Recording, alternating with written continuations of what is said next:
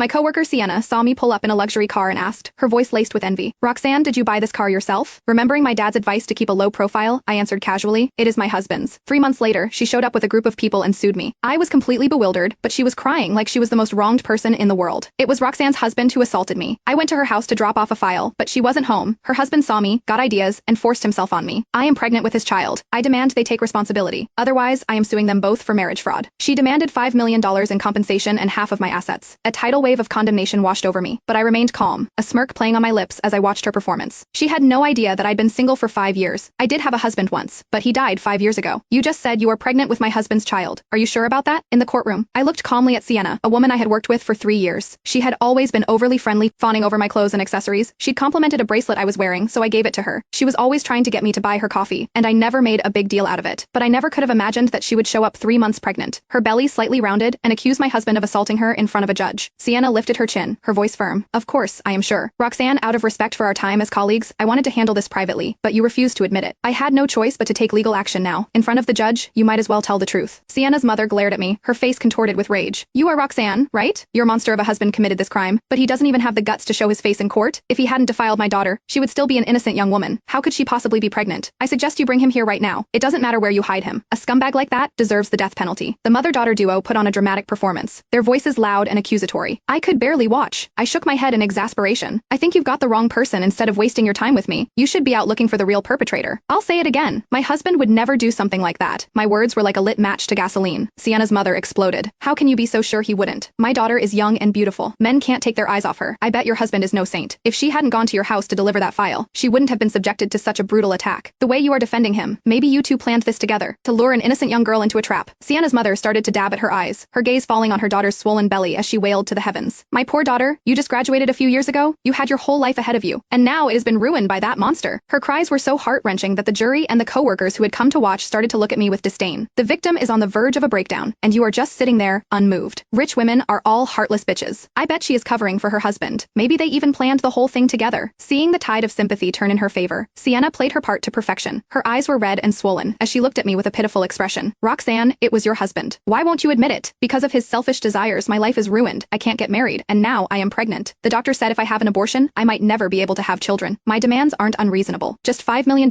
for emotional distress and a share of your assets. After all, I am carrying your husband's child. Your family is well off. Can't you spare that much?" A smirk played on my lips. There it is. The real you is finally showing. This has always been about money, hasn't it? Just pin a crime on me that is impossible to disprove. Sienna, you are more cunning than I gave you credit for.